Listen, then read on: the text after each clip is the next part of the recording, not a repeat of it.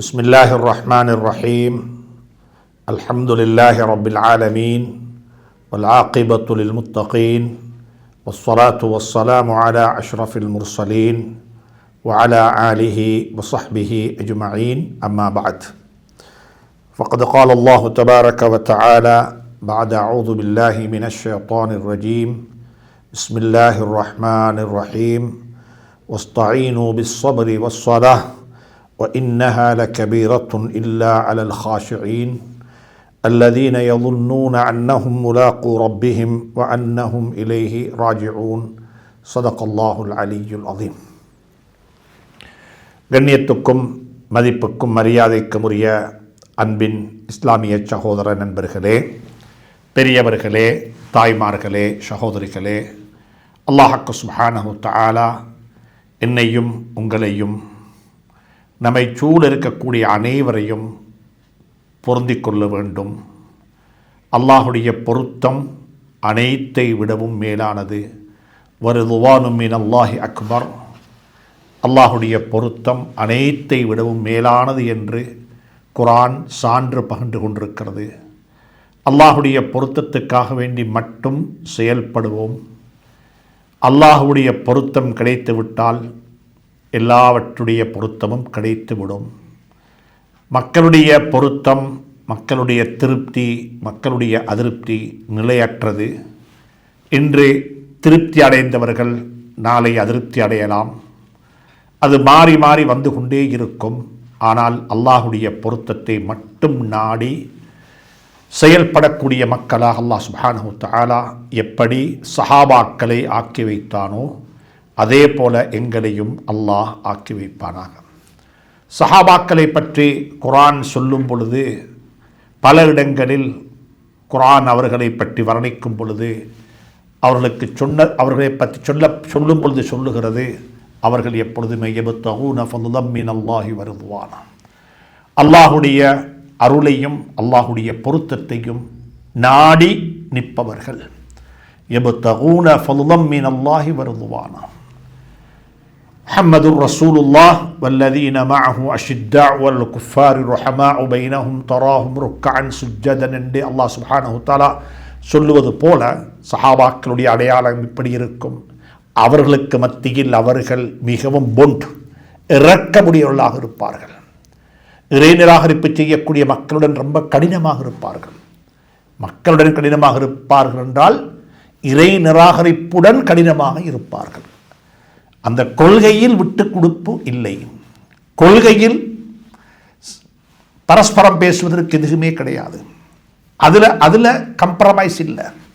ஆனால் அவர்களுக்கு மத்தியில் ஒருவரை ஒருவர் புரிந்து அறிந்து கொடுக்கப்பட வேண்டிய கண்ணியத்தை கொடுத்து மரியாதையாக நடந்து கொண்டார்கள். இதை குர்ஆன் சொல்லி இருக்கிறது. அஷித்தாஉ அலல் குஃபாரி ருஹமாஉ பைனஹும்.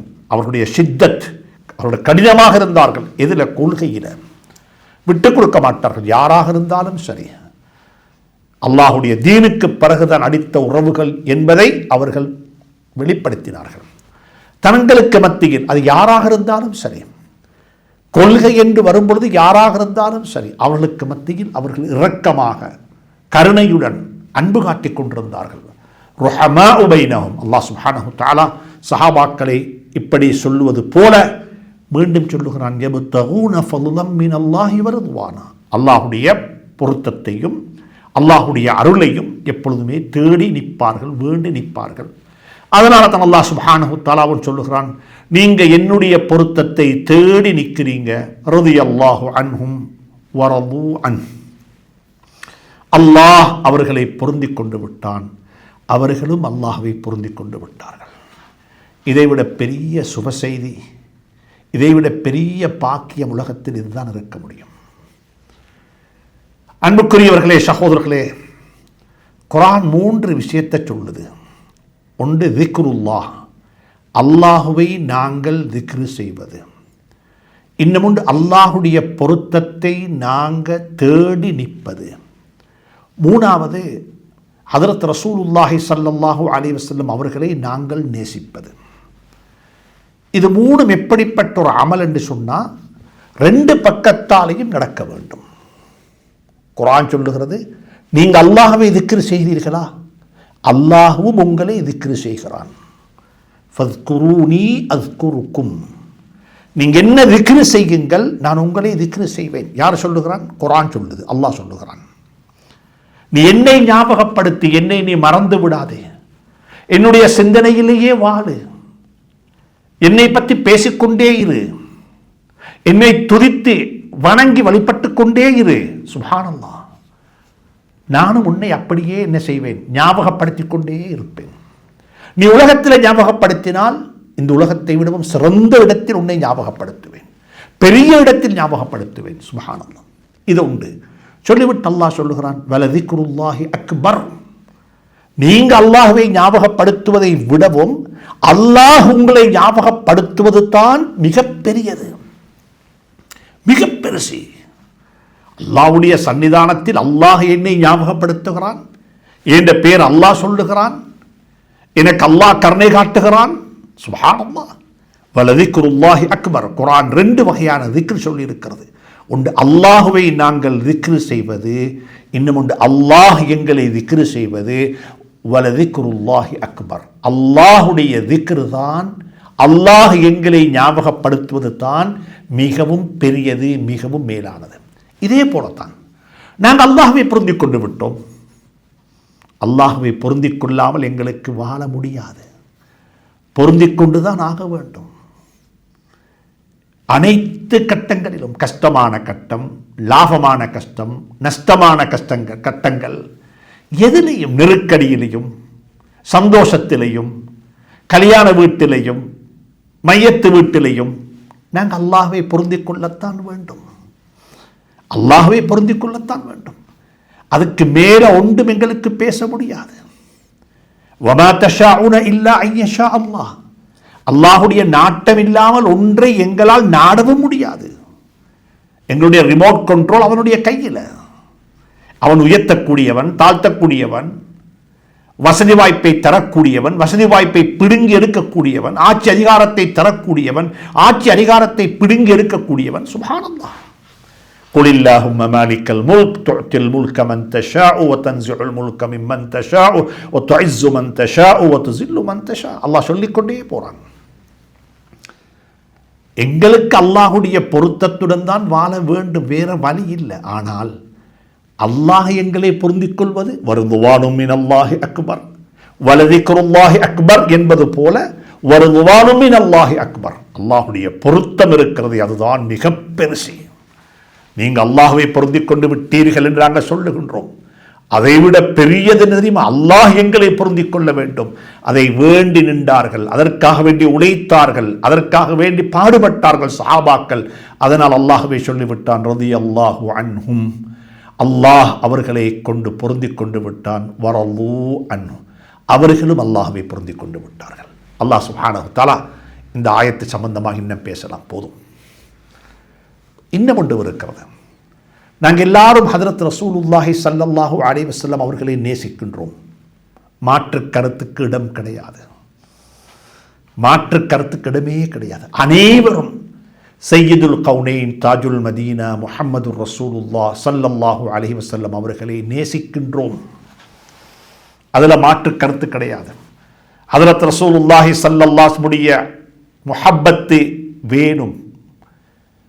அது எப்படி இருக்கணும் அந்த முஹப்பத்து? சுஹான். அனைத்தை விடவும், தன்னை விடவும், தன்னுடைய உயிரை விடவும் ஹதரத் ரசூலுல்லாஹி ஸல்லல்லாஹு அலைஹி வஸல்லம் அவர்களை நேசிக்க வேண்டும் என்பது நாங்கள் படித்த பாடம். நாங்கள் அப்படித்தான் நேசிக்கின்றோம். சுப்ஹானல்லாஹ். அந்த நேசத்தை அல்லாஹ் நிலையானதாக ஆக்கி வைப்பானாக. ஆனால் ஒரு கணம் யோசிக்க வேண்டும், ஒரு கணம் சிந்திக்க வேண்டும். நாங்கள் ஸல்லல்லாஹு அலைஹி வஸல்லம் அவர்களை நேசிக்கின்றோம், வேற வழி இல்லை, நேசித்துத்தான் ஆக வேண்டும். அதுதான் சபைவனுக்கு இருக்கிற ஒரே ஒரு வழி. நாங்கள் கேட்கணும் ஒரு கேள்வி, ஸல்லல்லாஹு அலைஹி வஸல்லம் அவர்கள் எங்களை நேசிப்பார்களா? அவர்களுடைய நேசம் எங்களுக்கு கிடைக்குமா? நாளை கியாமத்துடைய நாளையில் ஹவுதுல் கௌதருடைய நீர் தடாகத்தில் சில பேருக்கு தண்ணீர் கொடுப்பதற்காக வேண்டி ஸல்லல்லாஹு அலைஹி வஸல்லம் ஆயத்தமாகும் பொழுது மலக்குமார்கள் இடையில் நிறுத்தி கொடுக்க விட மாட்டார்கள், ஒதுக்கி விடுவார்கள். அன்புக்குரியவர்களே, சகோதரர்களே, பெரியார்களே, தாய்மார்களே, யோசிக்க வேண்டும். நாங்கள் ஸல்லல்லாஹு அலைஹி வஸல்லம் அவர்களை நேசிக்கின்றோம், மாற்று கருத்து கிடையாது. ஆனால் ஸல்லல்லாஹு அலைஹி வஸல்லம் அவர்கள் எங்களை நேசிப்பார்களா? அவர்கள் நேசிப்பதற்கு எங்களிடத்தில் அவருடைய வாழ்க்கை இருக்கிறதா? அவர்களுடைய சுண்ணாக்கள் இருக்கிறதா? அவர்கள் சொல்லித்தந்த கற்றுத்தந்த பண்பாடு எங்கள்கிட்ட இருக்கிறதா? அவருடைய விசாலமான மனப்பான்மை எங்களிடத்தில் இருக்கிறதா? தூரப்பார்வை எங்களிடத்தில் இருக்கிறதா? ஸல்லல்லாஹு அலைஹி வஸல்லமுடைய தொழுகை போன்ற தொழுகை எங்களிடத்தில் இருக்கிறதா? நாங்கள் ஒவ்வொருத்தரும் யோசிக்க வேண்டும். அழகான ஒரு வரலாறு. அபு யசீத் அல் புஸ்தாமி ரஹ்மத்துல்லாஹி அலைஹி, ஒரு சஹாபி அல்ல, ஒரு தாபியா. ஹதரத் ரசூலுல்லாஹி ஸல்லல்லாஹுடைய காலத்தில் பிறந்திருந்தார்கள். ஆனால் ஹதரத் ரசூலுல்லாஹி ஸல்லல்லாஹு அலைஹி வஸல்லம் அவர்களை தரிசிப்பதற்கு, சந்திப்பதற்கு அவகாசம் அவர்களுக்கு கிடைக்கவில்லை. அவர்கள் ஒரு தாபியா, நபி ஸல்லல்லாஹு அலைஹி வஸல்லம் அவர்களை கண்ணால காணல.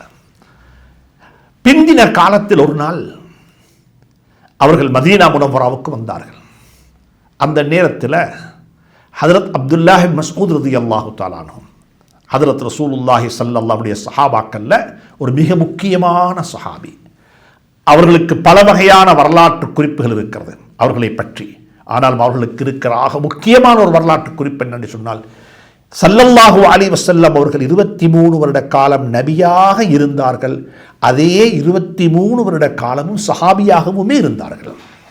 அந்த பாக்கியம் ஒரு சிலருக்குத்தான் கிடைத்தது. ஹதீஜா ரலியல்லாஹு தஆலா அன்ஹா 10 வருடத்தில் வஃபாத்தாகி விட்டார்கள். உமர் ரலியல்லாஹு தஆலா அன்ஹு 5 வருஷத்துக்கு பிறகுதான் இஸ்லாத்துக்குள்ள வந்தார்கள். அபூபக்கர் சித்தீக் ரலியல்லாஹு தஆலா அன்ஹு, உஸ்மான் ரலியல்லாஹு தஆலா அன்ஹு, அலி ரலியல்லாஹு தஆலா அன்ஹு போன்றவர்களுக்கெல்லாம் இஸ்லாம் முதல் நாளே கிடைத்தது.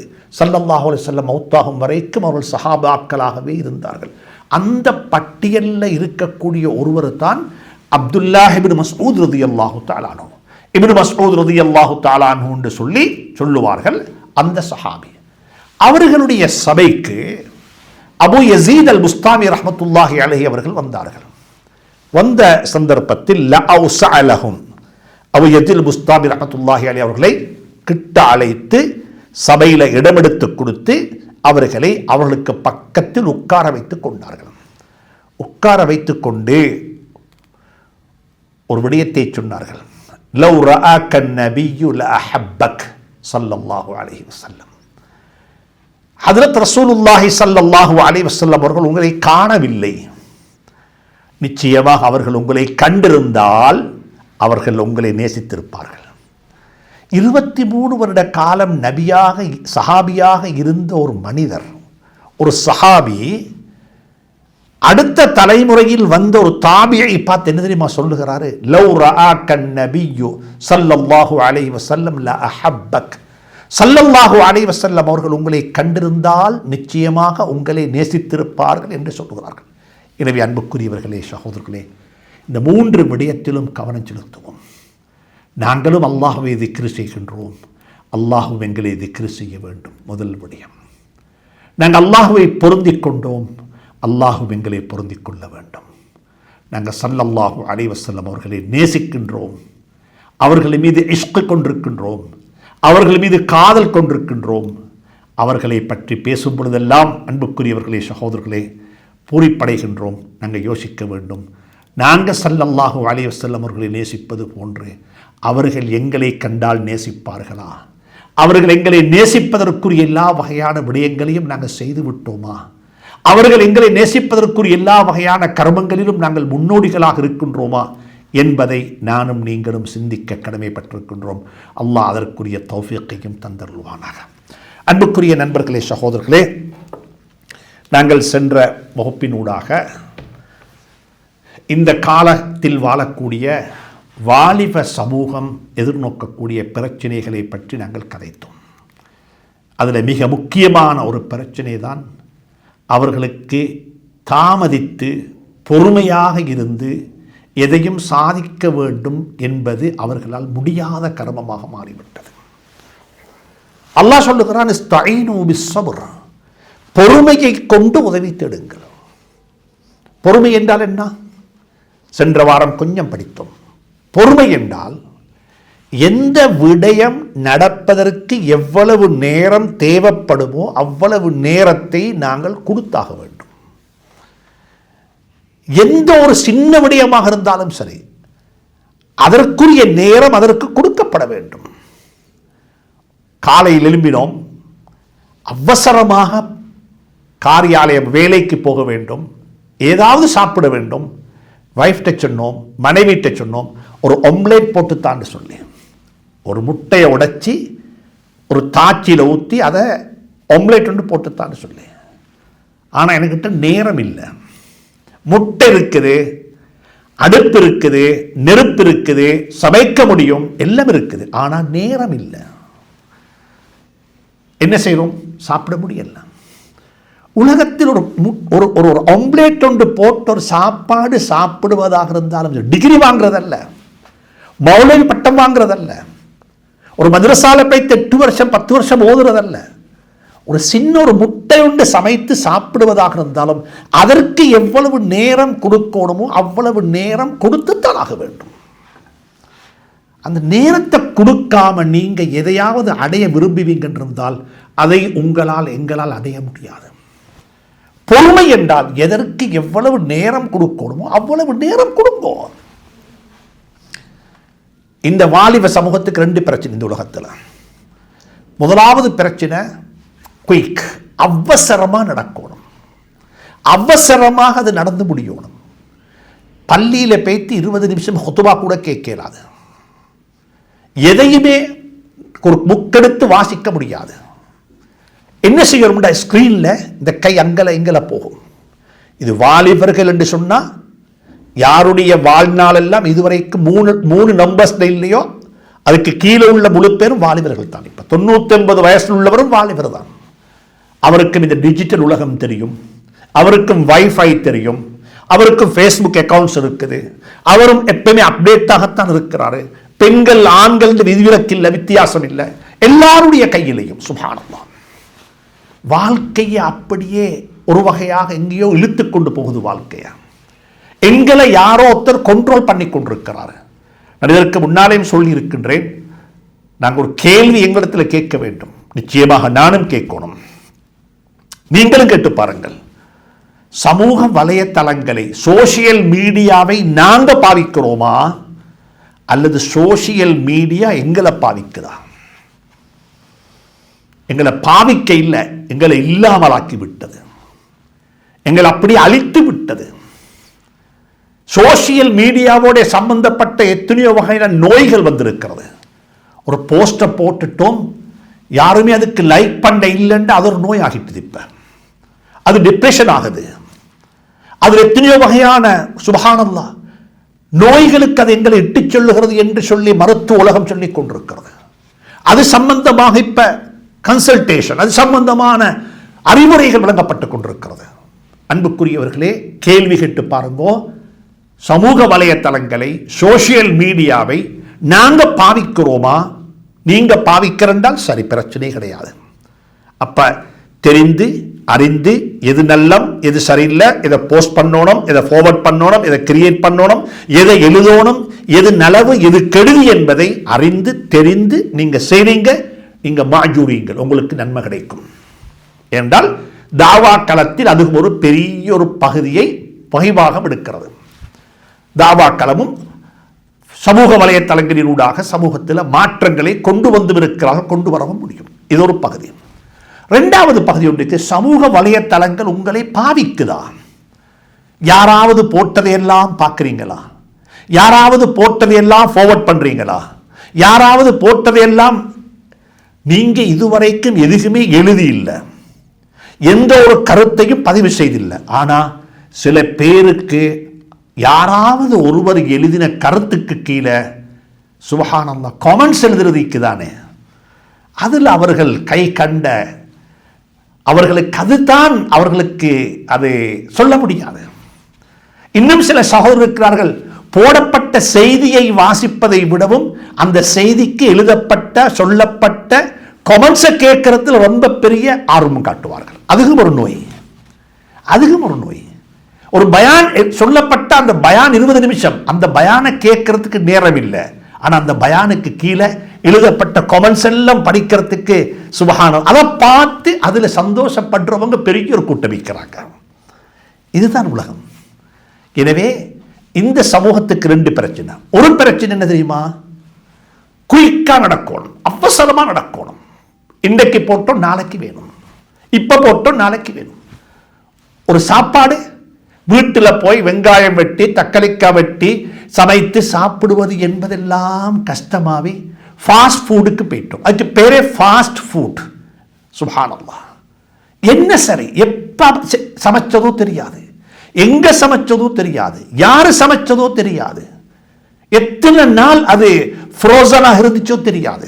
சாப்பிடுங்க, நோன்லெஸ், 2 நிமிடத்தில். அப்படித்தான் சொல்றாங்க, அப்படித்தான் விற்கிறாங்க. 2 minutes இன்ஸ்டன்ட் ஃபுட்.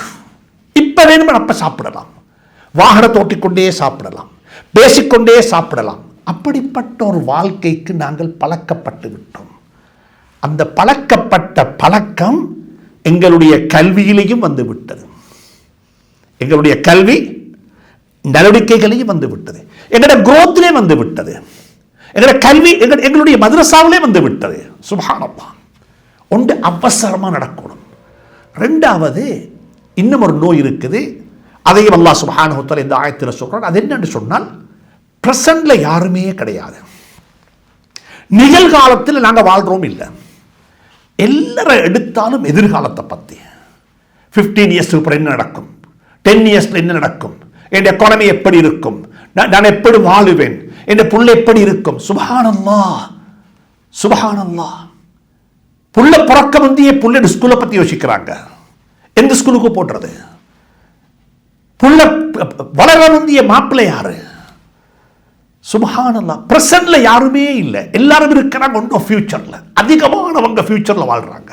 எதிர்காலம் எப்படி வரப்போகுது, அந்த நோய். சுப்ஹானல்லாஹ். அது அடையணும். எதிர்காலத்தை திட்டமிட வேண்டாம் என்று சொல்ல இல்லை, ஆனா அதுதான் வாழ்க்கை அல்ல. கொஞ்சம் பேர் இருக்கிறாங்க வாழ்க்கையில் நோயாளிகளா இருக்கிறாங்க. அவங்களுக்கு பிரச்சனை தெரியுமா? நல்ல வீடு, நல்ல வாகனம், நல்ல எல்லாம் இருக்கிறது, குழந்தைகள், நல்ல குழந்தைகள், ஆனால் வாழ்க்கையில் எதிர்கால சிந்தனைகள், வாழ்க்கையில் அனுபவித்த சில ஃபெயிலியர்ஸ், சில ஃபெயில், வாழ்க்கையில் சில விடயங்கள் எதிர்பார்த்தாங்க, நடக்க இல்லை. அதை நினைத்து நினைத்து நினைத்து, அதை பேசி பேசி பேசி, அதை கதைத்து கதைத்து கதைத்து இன்னமும் நோயாளியாக வாழக்கூடியவங்க எங்களுடைய சமூகத்தில் இருந்து கொண்டே இருக்கிறாங்க. கடைசியாக பார்த்தா நிகழ்காலத்தில் யாருமே அல்ஹம்துலில்லாஹ் சொல்வதற்கு இல்லை, நிகழ்காலத்தில் அல்ஹம்துலில்லாஹ் சொல்வதற்கு யாருமே இல்லை. எல்லாருமே இருக்கிறாங்க, ஒன்றோ இறந்த காலம், இன்னா லில்லாஹி வ இன்னா இலைஹி ராஜிஊன். எதிர்காலம் ஒரு வகையான பதட்டம், டென்ஷன், என்னாகுமோ தெரியாது, என்னாகுமோ தெரியாது. குளோப், உலகம் சூடாகி கொண்டிருக்கலாம் என்று சொல்லி ஒரு கூட்டத்துக்கு பதட்டம், இன்னொரு கூட்டத்துக்கு பதட்டம், உலகம் இப்படிப்பட்ட பிரச்சனை வரப்போகுதாம் என்ற பதட்டம். இப்படியாக அன்புக்குரியவர்களை 2 நோய். ஒன்று இன்ஸ்டன்ட், அவசரமா நடக்கணும், எதிர்பார்த்திருக்க முடியாது. ஆனால் இந்த காலத்தில் நாலேஜ் மாஷா அல்லாஹ் மிக லேசாக ஈஸியாக அடைந்து கொள்ள முடியும். சந்தர்ப்பம், ஆப்பர்ச்சுனிட்டிஸ், பல வகையான ஆப்பர்ச்சுனிட்டிஸ் இருக்குது. இலங்கையில் இருந்து கொண்டு அமெரிக்காவுக்கு வேலை செய்ய முடியும், இலங்கையில் இருந்து கொண்டு ஐரோப்பாவுக்கு வேலை செய்ய முடியும், இலங்கையில் இருந்து கொண்டு வீட்டில் இருந்து கொண்டு சுப்ஹானல்லாஹ் சம்பாதிக்க முடியும். அப்படிப்பட்ட சந்தர்ப்பங்கள் எல்லாம் இருக்கிறது, கற்றுக்கொள்ள முடியும். யூனிவர்சிட்டிக்கு போக தேவையில்லை என்றாங்க, ஆன்லைன்ல படித்துக் கொள்ள முடியும், ஆன்லைன்ல எக்ஸாம் செய்ய முடியும், ஆன்லைன்ல உங்களுக்கு கிராஜுவேஷன் செஞ்சிட்டோம் என்றாங்க. எல்லாமே இருக்குது, ஆனா அவசரமா நடக்கணும்.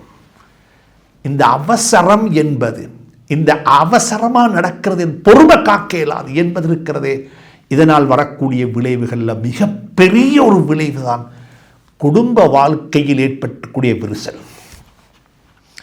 குடும்ப வாழ்க்கையில் ஏற்பட்டிருக்கிற விரிசல், இதை பற்றி விளங்க வேண்டும், இதை பற்றி பேச வேண்டும். நிகழ்காலத்தில் இருந்து எதற்கு எவ்வளவு நேரம் கொடுக்க வேண்டுமோ அவ்வளவு நேரம் கொடுத்து பாருங்கள். அல்ஹம்துலில்லாஹ், எல்லா விடயங்களும் சரியாக, செவ்வனே, அழகாக, முறையாக நடந்து முடிந்துவிடும். எனவே இந்த 2ஐயும் ஞாபகத்தில் வைத்துக் கொள்ளுங்கள். இஸ்தஈனூ பிஸ்ஸப்ர், பொறுமையை கொண்டு உதவி தேடுங்கள். அந்த ஆயத் அல்லாஹ் முடிக்கிறான், இல்லா அலல் ஹாஷிஈன், ஹுஷூ ஹுது உடையவர்களுக்கு. ஹுஷூ ஹுதுண்டா என்ன? நான் இதுக்கு முந்தையும் சொல்லியிருக்கிறேன். இறந்த காலத்தையும் மறந்து, நிகழ்காலத்தையும் மறந்து, இறந்த காலத்தையும் மறந்து, எதிர்காலத்தையும் மறந்து, நிகழ்காலத்தில் வாழ்ந்து பழகுங்கள். வாழ்க்கையில் அல்ஹம்துலில்லாஹ் வாய் நிறைய வரும். அல்ஹம்துலில்லாஹ் என்று வாய் நிறைய சொல்லலாம். அல்ஹம்துலில்லாஹ் என்று சொல்லி சந்தோஷமாக வாழ முடியும். நாளை என்பது எங்களுடைய கையில் இல்லை. வந்தால் அது நாளை எங்களுக்கு நிகழ்காலமாக இருக்கும். இன்ஷா அல்லாஹ் நாளைக்கும் அல்ஹம்துலில்லாஹ் சொல்லுவோம் என்ற மனோநிலையில் வாழ்வதற்கு அல்லாஹ் சுப்ஹானஹு தஆலா எனக்கும் உங்களுக்கும் துணை புரிவானாக. வஸ்ஸலாமு அலைக்கும் வரஹ்மத்துல்லாஹி வபரகாத்துஹு.